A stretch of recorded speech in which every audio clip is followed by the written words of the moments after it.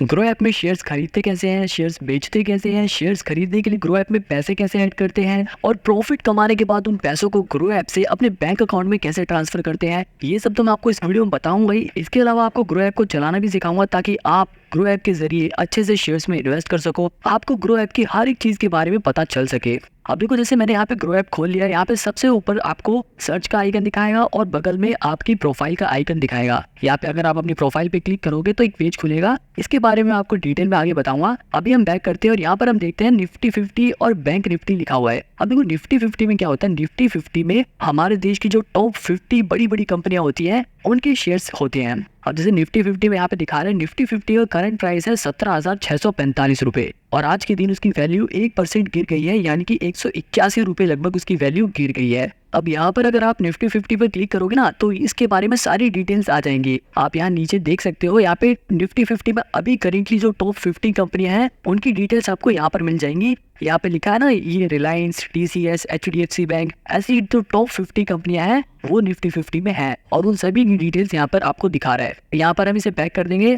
अब इसके बगल में देखो, यहाँ पे लिखा है बैंक निफ्टी। अब बैंक निफ्टी में क्लिक करोगे तो बैंक निफ्टी की सारी डिटेल्स बता देगा कि इसका 42,000 रुपये अभी प्राइस चल रहा है और आज के दिन वो 0.26% उसकी वैल्यू गिर गई है। बैंक निफ्टी में हमारे देश के जो टॉप 12 बैंक होते हैं उनके शेयर्स होते हैं। अब जैसे यहाँ पर सी पे आप क्लिक करोगे तो HDFC, ICICI bank, SBI bank, Kotak Mahindra bank, ऐसे 12 बैंक जो टॉप के हैं उनके शेयर्स इसमें दिखाएगा। तो सवाल ये उठता है कि निफ्टी 50 और बैंक निफ्टी को देखकर पता क्या लगाया जाता है। तो देखो, इसमें हमारे देश की टॉप की कंपनियां आती हैं। अगर वही अच्छा परफॉर्म नहीं करेंगी तो इससे पता चल जाता है कि शेयर मार्केट अच्छा परफॉर्म नहीं कर रही है। तो साफ सीधी बात है, इसे देखकर हम ये पता लगाते हैं कि आज शेयर मार्केट कैसा परफॉर्म कर रहा है। ठीक है, इसके नीचे देखो एक्सप्लोर वाले सेक्शन में लिखा है मोस्ट बोट ऑन ग्रो। इस वाले सेक्शन में हमें ये दिखाता है कि अभी के टाइम पे ग्रो ऐप में सबसे ज्यादा शेयर्स कौन से बिक रहे हैं, यानी कि ग्रो ऐप पर इन्वेस्टर्स कौन से शेयर्स खरीदना ज्यादा प्रेफर कर रहे हैं, कौन से शेयर्स हम जैसे इन्वेस्टर ज्यादा खरीद रहे हैं वो हमें यहाँ पे दिखाता है। मतलब इन्फोसिस, विप्रो, टाटा स्टील और निप्पॉन जैसे जो शेयर्स हैं उन्हें अभी लोग ज्यादा खरीद रहे हैं। अब नीचे आप देखो, यहाँ पे लिखा है प्रोडक्ट्स एंड टूल, यानी कि ग्रो ऐप आपको कौन कौन सी चीजों में इन्वेस्ट करने के लिए ऑप्शन प्रोवाइड कराता है। जैसे अगर आप फ्यूचर एंड ऑप्शंस में इन्वेस्ट करना चाहते हो तो आपको यहाँ पर क्लिक करना होगा। अगर आप इंट्राडे ट्रेडिंग में इन्वेस्ट करना चाहते हो तो आपको यहाँ पर क्लिक करना होगा। और अगर आप ऑल स्टॉक्स पे क्लिक करोगे तो आपके पास जितने भी स्टॉक शेयर मार्केट में लिस्टेड हैं वो सारे शेयर्स दिखा देंगे। यहाँ पे वो सारे शेयर्स अवेलेबल हैं, आप नीचे स्क्रॉल करके देख सकते हो। और इसके बगल में एक है IPO का सेक्शन। IPO में क्या होता है, जब कोई कंपनी पहली बार पब्लिक से शेयर्स के बदले में पैसा मांगती है तो वो IPO में दिखाता है। तो यहाँ पर अगर किसी कंपनी का IPO आता है तो वो ओपन में दिखाएगा। और इस क्लोज वाले सेक्शन में देखो एवलॉन टेक्नोलॉजीज का एक IPO दिखा रहा है। इसका मतलब ये है कि अभी जल्दी ही इस कंपनी का IPO बंद हुआ है। इसके अलावा आप अपकमिंग में आने वाले IPOs के बारे में भी देख सकते हो। जैसे यहाँ पे मामाअर्थ, GoDigit, GoAR, ओयो जैसे जो फेमस कंपनियां हैं उनका IPO आने वाला है। जैसे ही इनके IPO की डेट अनाउंस हो जाएगी वो यहाँ ओपन वाले सेक्शन में आ जाएगा, जहाँ से आप IPO में इन्वेस्ट करने के लिए अप्लाई कर सकते हो।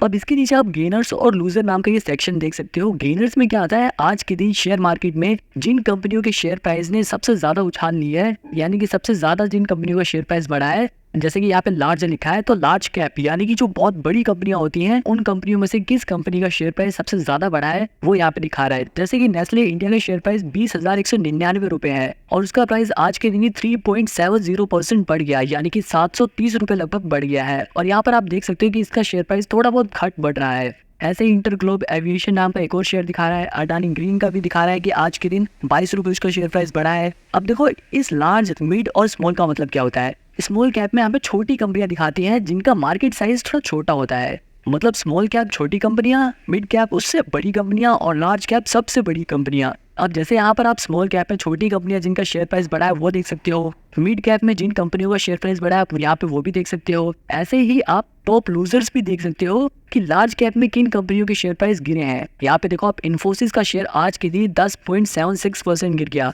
यानी कि आज के दिन इसकी वैल्यू लगभग 150 रुपए गिर गई है। ऐसे ही मिड कैप में आने वाली इन कंपनियों के भी शेयर प्राइस आज गिरे हैं। स्मॉल कैप में आने वाली सोनाटा सॉफ्टवेयर्स और बालाजी एमिनीज जैसी कंपनियों के शेयर प्राइस आज के दिन लगभग 4-5% गिर गए हैं। तो मतलब गेनर्स में हम ये देख सकते हैं कि किन कंपनियों का शेयर प्राइस बढ़ा है और लूजर में हम ये देख सकते हैं कि किन कंपनियों का शेयर प्राइस गिरा है। इसके नीचे एक मार्केट न्यूज़ का सेक्शन दिखाता है जिसमें शेयर मार्केट से रिलेटेड कुछ जरूरी न्यूज़ भी मिल जाती है। तो ये एक्सप्लोर वाले सेक्शन में बस इतना ही था। अब अगर आपको किसी शेयर के बारे में सर्च करना है तो वो आप कैसे करोगे? जैसे अभी हम यहाँ पर रिलायंस इंडस्ट्रीज का शेयर खोल लेते हैं, क्योंकि रिलायंस एक बहुत बड़ी कंपनी है। सबसे ऊपर यहाँ पर आपको उसका करंट प्राइस दिखा देगा। जैसे यहाँ पर इसका करंट प्राइस 2370 रुपये है और आज के दिन उसकी जो वैल्यू है वो 0.6% बढ़ी है, यानी कि लगभग 14 रुपये उसका शेयर प्राइस बढ़ा है। अब एक दिन के बगल में यहाँ पे 1 वीक का भी लिखा है। आप इस ऑप्शन पे क्लिक करोगे तो एक हफ्ते में इस कंपनी ने कैसा परफॉर्म किया है वो दिखा देगा। इसी तरह अगर आप 1 मंथ का करके देखोगे तो एक महीने में इसकी वैल्यू लगभग 7% बढ़ी है, यानी कि लगभग 150 रुपये इसका शेयर प्राइस बढ़ गया है। इसी तरह अगर आप 1 साल का करके देखोगे तो 1 साल में इस कंपनी ने कुछ खास परफॉर्म नहीं किया, बल्कि लगभग 6.5% इसकी वैल्यू गिरी है, यानी कि लगभग 162 रुपये 1 साल में इसका शेयर प्राइस गिरा है।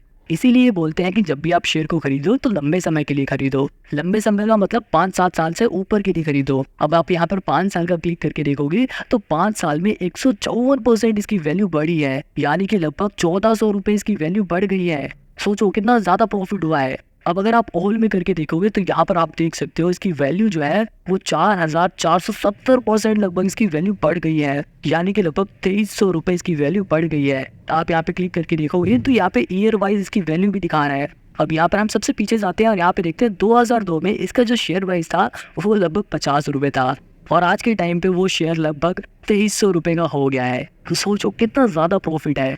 मतलब अगर किसी ने इस शेयर में 20-21 साल पहले सिर्फ 500 रुपये लगाए होते तो उसकी वैल्यू लगभग 23,000 रुपये हो गई होती, और अगर किसी ने इसमें सिर्फ 5,000 रुपये लगाए होते उस टाइम पर तो आज इसकी वैल्यू लगभग 2,30,000 रुपये हो गई होती। और अगर उस टाइम पर किसी ने इस कंपनी के 10,000 शेयर्स खरीद लिए होते तो आज वो आदमी करोड़पति होता। तो मतलब यही है कि इस टाइमलाइन को देखकर आप इस कंपनी की पास्ट परफॉर्मेंस से लेकर उसकी करंट परफॉर्मेंस तक को पता लगा सकते हो।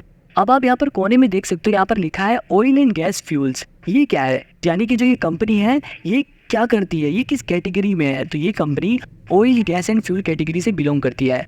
जैसे अभी मैं आपको यहाँ पर कोलगेट का शेयर दिखाता हूँ। तो कोलगेट का शेयर अगर आप देखोगे तो कोलगेट क्या है? कोलगेट एक पर्सनल प्रोडक्ट है जिसे हम यूज करते हैं अपनी डेली लाइफ में। तो देखो उसकी कैटेगरी यहाँ पर पर्सनल प्रोडक्ट दिखा रहा है। ऐसे अगर आप टाटा स्टील को देखोगे तो स्टील क्या है? एक मेटल है। तो टाटा स्टील जो कंपनी है वो मेटल माइनिंग कैटेगरी की है। आई होप अब आपको ये कैटेगरी समझ आई होगी। अब वापस हम अपने रिलायंस वाले शेयर पे चलते हैं। इसके नीचे है ओवरव्यू। ओवरव्यू में आप देख सकते हो परफॉर्मेंस लिखा हुआ है। परफॉर्मेंस मतलब आज के दिन इस कंपनी की शेयर की वैल्यू सबसे ज़्यादा कितनी बढ़ी है वो टुडेज हाई में दिखाएगा, और आज के दिन उस शेयर की वैल्यू सबसे ज़्यादा कम कितनी हुई है वो चीज़ हमें टुडेज लो में दिखाएगा। इसी तरह से अगर आप 52 वीक्स का देखोगे, यानी कि पिछले 1 साल में इस शेयर की वैल्यू सबसे ज़्यादा कितनी बढ़ी है वो हमें यहाँ पर दिखाएगा, और पिछले 1 साल में इस शेयर की वैल्यू सबसे कम कितनी हुई है वो हमें यहाँ पे दिखाएगा। जैसे कि पिछले 1 साल में रिलायंस की सबसे कम वैल्यू 2180 रुपये हो गई थी, और पिछले 1 साल में इसकी हाईएस्ट वैल्यू कितनी पहुंच गई थी? 2856 रुपये। अब यहाँ पे थोड़ा और नीचे आएंगे तो मार्केट डेप्थ नाम से ये पोर्शन दिखाएगा। यहाँ पे लिखा है बाय ऑर्डर्स और सेल ऑर्डर्स, यानी कि आज के दिन कितने % बायर्स इस शेयर को खरीदना चाहते हैं और आज के दिन कितने % इन्वेस्टर इस शेयर को बेचना चाहते हैं वो हमें यहाँ पे दिखा रहे हैं। जैसे यहाँ पर लगभग 70% जो इन्वेस्टर हैं वो अपने शेयर को बेचना चाहते हैं, और किस वैल्यू पे बेचना चाहते हैं वो हमें यहाँ पे आस्क प्राइस में दिखा रहा है। जैसे यहाँ पर 2371 रुपये पे लगभग 600 लोग अपना शेयर बेचना चाहते हैं। वहीं आप ये देख सकते हो कि कितने लोग बाय करना चाहते हैं। लगभग 30% इन्वेस्टर इस शेयर को खरीदना चाहते हैं, और वो कितने प्राइस में खरीदना चाहते हैं वो भी हमें यहाँ पर नीचे दिखा रहा है। जैसे लगभग 370 रुपये में इतने लोग खरीदना चाहते हैं, और इसके नीचे टोटल एग्जैक्ट क्वांटिटी भी दिखा रहा है कि लगभग कितनी क्वांटिटी लोग खरीदना चाहते हैं, यानी कि लगभग 2,57,000 शेयर्स लोग खरीदना चाहते हैं, जबकि लोग 6,15,000 शेयर बेचना चाहते हैं। तो इसे देखकर हम ये पता लगाते हैं कि कितने लोग शेयर बेचना चाहते हैं और कितने लोग शेयर खरीदना चाहते हैं। अब इसके और नीचे आओगे तो यहाँ पर एक्सपर्ट रेटिंग लिखा हुआ है, यानी कि एक्सपर्ट्स का क्या मानना है।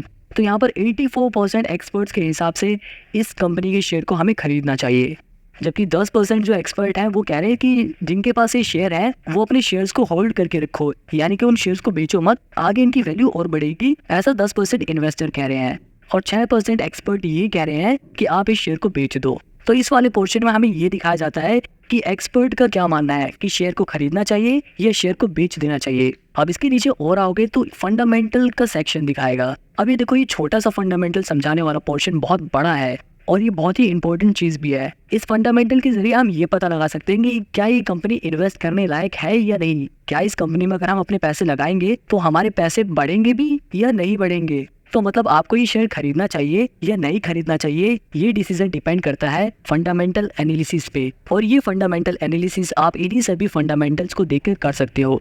लेकिन ये करना कैसे है, ये सीखने के लिए आप मेरी ये वाली वीडियो देख सकते हो, जिसमें मैंने काफ़ी डिटेल में और काफ़ी सिंपल तरीके से फंडामेंटल एनालिसिस करना सिखाया है। हालांकि अभी मैं इस वीडियो में आपको ये एनालिसिस करके नहीं दिखा सकता, क्योंकि ये थोड़ा बड़ा प्रोसेस है, और अगर इसी वीडियो में हम ये करने लग गए तो ये वीडियो बहुत बड़ी हो जाएगी। नीचे हम यहाँ पर फाइनेंशियल्स देख सकते हैं, यहाँ से हम पिछले कुछ सालों में कितनी कमाई हुई वो देख सकते हैं। इसी तरह हम प्रॉफिट भी देख सकते हैं कि रेवेन्यू में से एक्सपेंस को माइनस करने के बाद जो कंपनी के पास प्रॉफिट बचा, यानी कि कंपनी के पास जो मुनाफा बचा वो कितना है, हम ये देख सकते हैं यहाँ से। इसके अलावा कंपनी की नेट वर्थ भी हम यहाँ से देख सकते हैं कि कंपनी हर साल बड़ी हो रही है या नहीं बड़ी हो रही है। तो यहाँ पर देखो आप, हर साल कंपनी की जो वैल्यू है वो बड़ी होती जा रही है, कंपनी और भी बड़ी होती जा रही है। इस फाइनेंशियल वाले पोर्शन से हमें ये पता चलता है कि क्या कंपनी हर साल प्रॉफिट कमा रही है, और अगर वो प्रॉफिट कमा रही है तो क्या उसका प्रॉफिट हर साल बढ़ रहा है या नहीं बढ़ रहा।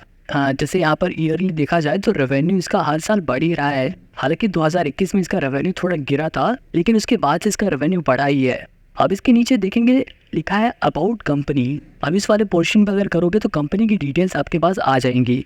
जैसे रिलायंस इंडस्ट्रीज़ का अभी के टाइम पे जो CEO हैं वो मुकेश अंबानी है, तो यहाँ पर वो लिखा हुआ है। और ये कंपनी 1973 से है, वो भी लिखा हुआ है। और इस रिलायंस इंडस्ट्रीज़ के अंदर जो जो कंपनियां आती हैं, जो जो इनके प्रोडक्ट्स हैं, वो सब यहाँ पर दिखाता है। जैसे यहाँ पर आप जियो को देख सकते हो, हमारा जो जियो सिम होती है वो भी रिलायंस इंडस्ट्रीज़ की ही है। रिलायंस फ्रेश भी रिलायंस इंडस्ट्रीज़ के अंदर ही आता है।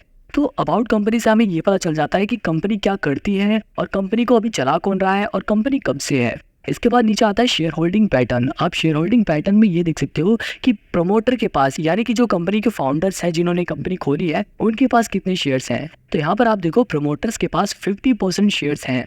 इसके अलावा फॉरेन इंस्टीट्यूशन के पास भी 23.43% शेयर्स हैं। फॉरेन इंस्टीट्यूशन प्रोफेशनल इन्वेस्टर्स होते हैं जिनका काम इन्वेस्टमेंट करने का होता है। तो जिस कंपनी के शेयर में फॉरेन इंस्टीट्यूशन का शेयर होल्डिंग पैटर्न ज़्यादा हो तो समझ जाना उस कंपनी में दम है। ऐसे रिटेल का पोर्शन दिखा रहा है 11.64%, यानी कि हम जैसे आम जो इन्वेस्टर हैं उनके पास 11.64% शेयर हैं। इसके अलावा डोमेस्टिक इंस्टीट्यूशन के पास भी 8.6% शेयर हैं। डोमेस्टिक इंस्टीट्यूशन में भी फॉरेन इंस्टीट्यूशन की तरह प्रोफेशनल इन्वेस्टर ही होते हैं। इसके अलावा इसमें 5.81% म्यूचुअल फंड का भी पैसा लगा हुआ है, यानी कि जिन लोगों ने म्यूचुअल फंड में पैसा लगाया था उनके एजेंट्स ने इस कंपनी के शेयर में भी इन्वेस्ट कर रखा है। तो शेयर होल्डिंग पैटर्न को देखकर हम यही पता लगाते हैं कि किसके पास कितने शेयर होते हैं। अब इसको थोड़ा और स्क्रॉल करोगे तो नीचे दिखा है टॉप म्यूचुअल फंड इन्वेस्टेड, यानी कि जो ये 5.8% म्यूचुअल फंड वाला पैसा इसमें लगा हुआ है, तो आखिर वो कौन से म्यूचुअल फंड है जिन्होंने इसमें पैसा लगाया है। तो इसमें ICICI, HDFC index, UTI Nifty, Aditya Birla जैसे म्यूचुअल फंड्स ने इन्वेस्ट कर रखा है। अब इसके थोड़ा और नीचे आते हैं और यहाँ पर हम देखते हैं सिमिलर स्टॉक्स, यानी कि रिलायंस इंडस्ट्रीज जैसी और भी कंपनियों के जो शेयर्स हैं वो हमें यहाँ पे दिखाता है। जैसे यहाँ पर ऊपर आपने देखा था कि ये company oil gas and fuel category से है, तो ऐसे ही नीचे यहाँ पर उसके सिमिलर स्टॉक्स दिखा रहे हैं, सिमिलर ऐसी कंपनियों के शेयर्स दिखा रहा है। जैसे यहाँ पर इंडियन ऑयल कॉर्पोरेशन का शेयर भी दिखा रहा है, भारत पेट्रोलियम का शेयर दिखा रहा है। इंडस्ट्रीज से मिलती जुलती जो कंपनियां हैं उनके शेयर्स यहाँ पे दिखाएगा, उनके शेयर का प्राइस यहाँ पे दिखाएगा। अब यहाँ पे अगर आप वापस ऊपर आते हो, यहाँ पे एक न्यूज़ वाला सेक्शन है, न्यूज़ पे क्लिक करोगे तो इस शेयर से रिलेटेड जो भी न्यूज़ है वो यहाँ पर दिखा देगा। अब इसके बगल में इवेंट का सेक्शन दिया हुआ है, इवेंट में शेयर से रिलेटेड जो जो चीज़ें हुई हैं वो दिखाता है। जैसे बोनस एंड स्प्लिट, अगर इस कंपनी ने बोनस शेयर इशू किया होगा तो वो भी यहाँ पे दिखाएगा। अगर ये कंपनी डिविडेंड देगी तो वो भी यहाँ पे दिखाएगा। अगर इनकी एनुअल मीटिंग होगी, कुछ भी अनाउंसमेंट होगी तो वो सब यहाँ पे हमें दिखाता है। जैसे यहाँ पर 20 जनवरी 2023 को बोर्ड मीटिंग हुई थी इनकी, तो उसकी अनाउंसमेंट यहाँ पर हुई थी। तो इसी तरह थोड़ा और नीचे करोगे तो यहाँ पर 18 अगस्त 2022 को इन्होंने डिविडेंड दिया था, तो उसकी अनाउंसमेंट इन्होंने यहाँ पे करी थी। तो मतलब यहाँ पर इस कंपनी की शेयर से रिलेटेड जो भी अनाउंसमेंट होती है वो यहाँ पर दिखाया जाता है इवेंट वाले पोर्शन में। अब इसके बगल में है F&O। F&O का मतलब आप यहाँ से फ्यूचर एंड ऑप्शंस में इन्वेस्ट कर सकते हो, लेकिन अभी मैं आपको सिर्फ नॉर्मल शेयर्स में इन्वेस्ट करना सिखाऊंगा। तो वापस हम ओवरव्यू पे जाते हैं। अब अगर मेरे को ग्रो ऐप में शेयर खरीदना है तो मैं वो शेयर कैसे खरीदूंगा। तो देखो, ग्रो ऐप में अगर आपको शेयर खरीदना है तो सबसे पहले आपको इसमें पैसे ऐड करने पड़ेंगे। तो हम वापस बैक करते हैं और वापस होम स्क्रीन पे पहुंच जाते हैं। अब देखो, यहाँ पर अपनी आप प्रोफाइल पे क्लिक करोगे ना तो यहाँ पर ये वाला सेक्शन खुल जाएगा। यहाँ पे देखो ऐड मनी वाले पोर्शन में ना, यहाँ पे मेरे पास अभी 1199 रुपये दिखा रहा है। अगर मेरे को इसमें पैसे ऐड करने हैं तो मैं वो कैसे करूंगा, मैं यहाँ ऐड मनी वाले पोर्शन पे क्लिक करूंगा। अब मेरे को जितने भी रुपए यहाँ पर ऐड करने हैं मैं वो अमाउंट डाल देता हूँ। सपोज करो मेरे को यहाँ पर 100 रुपये ऐड करने हैं। आप 100 रुपये से कम ऐड नहीं कर सकते, इससे ज़्यादा आप ऐड कर सकते हो। तो मैं यहाँ पे 100 रुपये ऐड करके दिखाता हूँ। अब यहाँ पे देखो बाय डिफ़ॉल्ट नेट बैंकिंग का ऑप्शन दिखा रहा है, लेकिन मेरे को नेट बैंकिंग से पैसे ऐड नहीं करने, मेरे को यूपीआई से पैसे ऐड करने हैं। तो मैं यहाँ पे जो एरो है ये यहाँ पे क्लिक करूँगा। यहाँ पे क्लिक करते ही ऑप्शन खुल जाएगा पेमेंट ऐड करने का। तो यहाँ पर मैं अपने पेटीएम की यूपीआई आईडी से पैसे ऐड करना चाहता हूँ, तो मैं इस पर ऐड 100 पे कर दूंगा। ये थोड़ा लोड होगा। अब मैं यहाँ पर जैसे ही अपना पेटीएम खोलूँगा तो यहाँ पर उस पेमेंट का ऑप्शन दिखाएगा। यहाँ पे मैं इस पर क्लिक करके पेमेंट कर दूंगा। जैसे ही मेरी यहाँ पर पेमेंट कंप्लीट हो जाएगी, यहाँ पर पेमेंट सक्सेसफुल लिखा आ जाएगा और यहाँ पर मेरे पैसे ऐड हो जाएंगे। अब मैं वापस अगर अपनी प्रोफाइल पर आपको खोल के दिखाऊं तो यहाँ पर आप देखो पहले मेरे पास 1100 रुपये थे, अब लगभग 1200 रुपये हो गए। और अब मैं आपको एक शेयर खरीद के दिखाता हूँ। अब जैसे मेरे को डाबर का एक शेयर खरीदना है तो मैं यहाँ पे डाबर सर्च करूँगा और डाबर कंपनी का शेयर यहाँ पे दिखा देगा।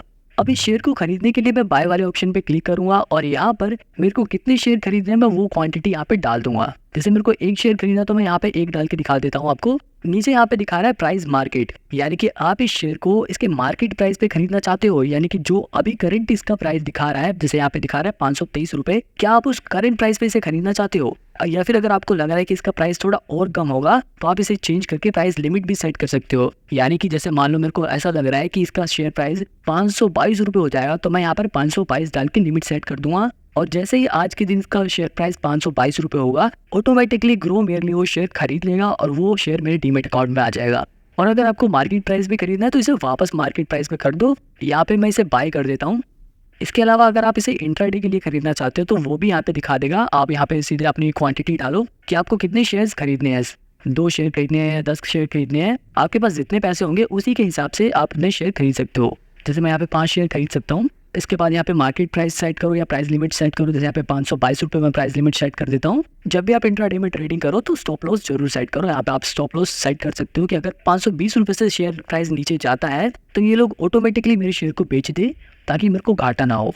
तो डिलीवरी का मतलब ये है आप शेयर को एक दिन से ज़्यादा के लिए खरीदोगे, यानी कि आप 1 महीने, 1 साल, 5 साल, 10 साल, मतलब आप एक दिन से ज़्यादा के लिए जब भी शेयर को खरीदो तो डिलीवरी में आता है। और अगर आपको शेयर आज ही खरीदना है और आज ही बेचना है, आपको बेसिकली आपको ट्रेडिंग करनी है, तो वो इंट्राडे में आता है। हालांकि क्योंकि अभी आप नए नए हो और आप अभी इन्वेस्टमेंट करना सीख रहे हो, इसलिए ट्रेडिंग वाला ऑप्शन मत क्लिक करना। अभी आप डिलीवरी में ही शेयर को खरीदना। तो मैं इसे डिलीवरी में ही रहने देता हूँ और यहाँ पर मैं आपको एक शेयर खरीद के दिखा देता हूँ। बाय पे क्लिक करते ही शेयर आप खरीद लोगे। अब यहाँ पे ऑर्डर डिटेल्स में देखोगे तो इस ऑर्डर से रिलेटेड सारी डिटेल्स आपके पास आ जाएंगी। अब जल्दी से मैं आपको निप्पॉन का ये शेयर भी खरीद के दिखा देता हूँ। यहाँ हमें क्वांटिटी डालनी है और नीचे प्राइस सेट करना है। इसके बाद हमें बाय पे क्लिक कर देना है। अब ये शेयर भी आपको अपनी होल्डिंग्स में दिखा देगा। आप यहाँ नीचे देख सकते हो निप्पॉन इंडिया ETF लिमिटेड नाम से ये शेयर दिखा रहा है।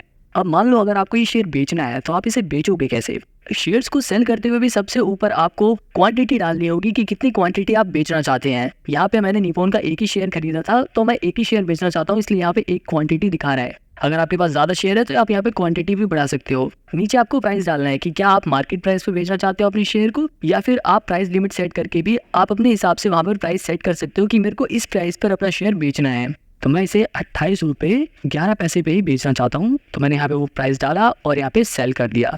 सेल ऑर्डर प्लेस, यानी कि अभी ये ऑर्डर प्लेस हो चुका है लेकिन अभी ये बिका नहीं है। जैसे इसका प्राइस 28 रुपये 11 पैसे होगा ये सेल सक्सेसफुल हो जाएगी।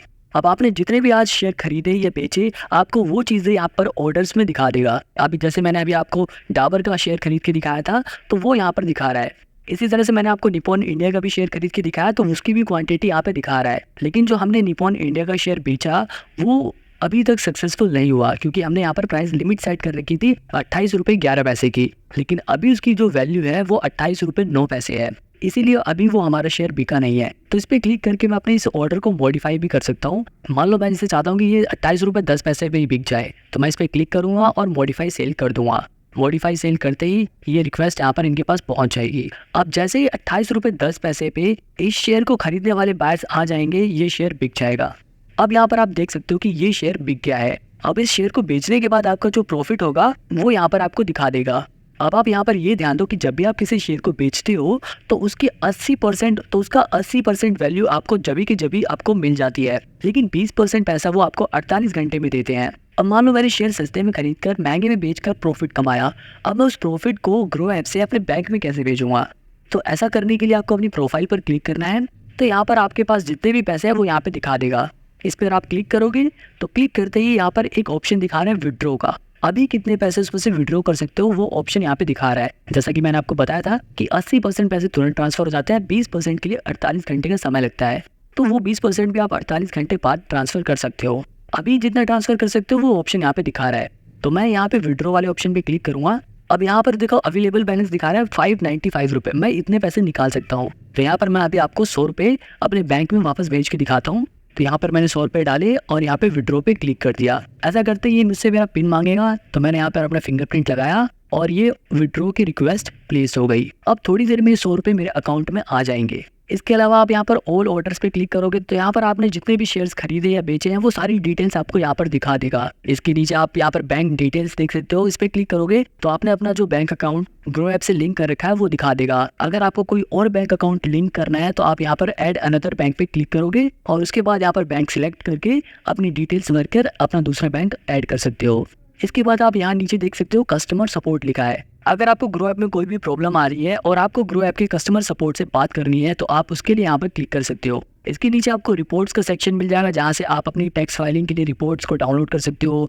यहाँ से आप अपनी PNL रिपोर्ट को भी डाउनलोड कर सकते हो, ग्रो की बैलेंस स्टेटमेंट को डाउनलोड कर सकते हो, टैक्स फिल करने के लिए टैक्स प्रूफ को डाउनलोड कर सकते हो।